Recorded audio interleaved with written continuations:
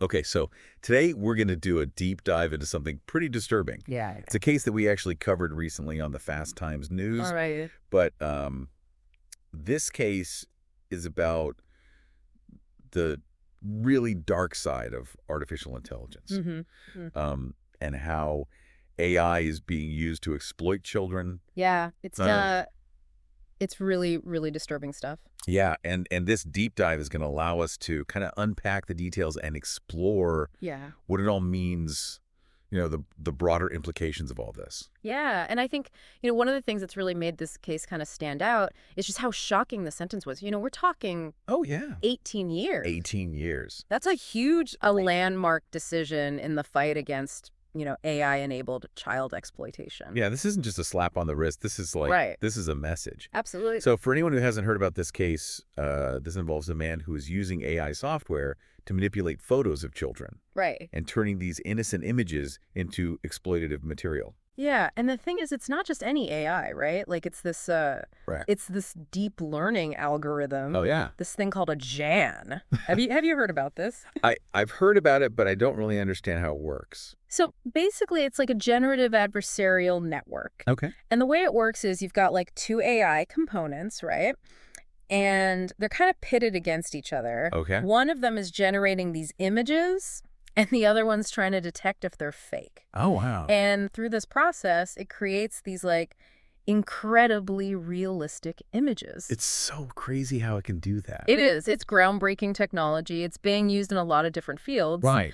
But, obviously there's a very dark side to this as well. Yeah, I mean, in this case, it allowed the creation of this, exploitative content that looked real Exactly. from just regular photos. Right. And it blurs the lines completely between what's real and what's fabricated. Right. And that's a huge problem for law enforcement. Mhm. And to make matters worse, I was reading in the script that during the trial, Yeah. this guy showed very little remorse. I know. It's like he Really, really disturbing. almost had no concept of the gravity of his actions, Yeah, like he was completely detached Yeah. from what he'd done. And it makes you wonder, is it that these people are just so immersed in this digital world that they lose sight of the real world harm they're causing? Right. Or is it that the perceived anonymity of the internet Right. just emboldens them?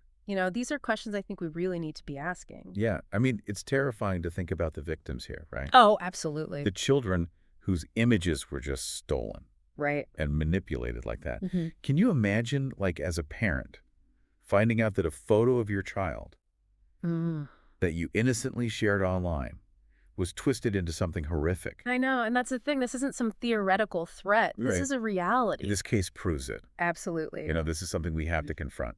Right.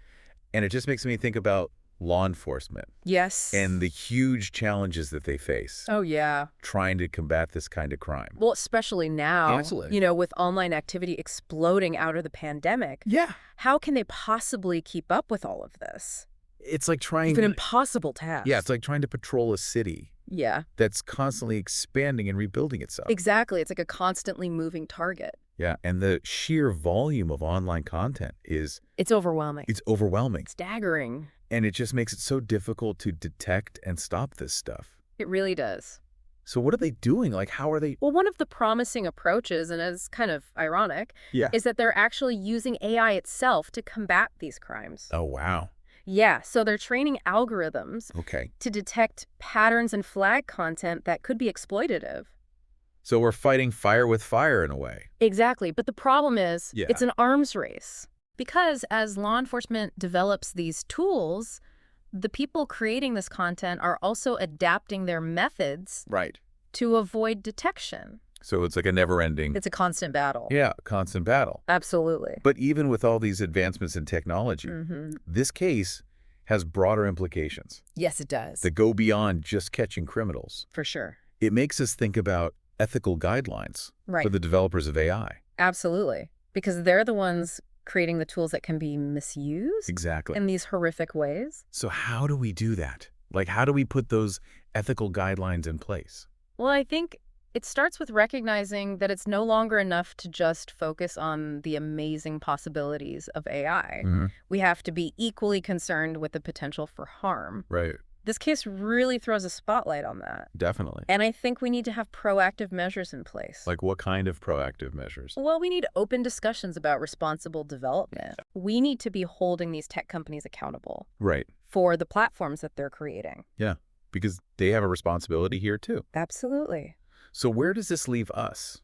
What can we do as individuals to protect children in this digital age? I mean, it's such a big problem. It is, but I think a lot of it comes down to awareness. Okay. We need to understand the threats. Right. We need to be vigilant about online safety, have open conversations with our kids about the risks, Yeah.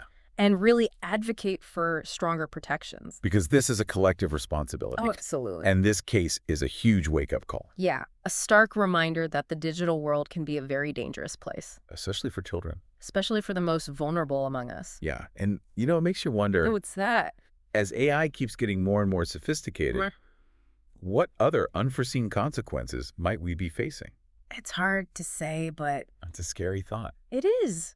I mean, this case could be just the tip of the iceberg. We really need to be prepared for what might be lurking beneath the surface. That's for sure. Yeah.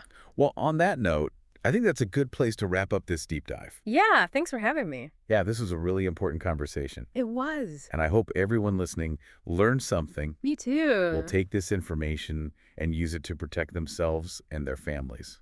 Absolutely. Okay, until next time, stay safe out there, everyone. Bye.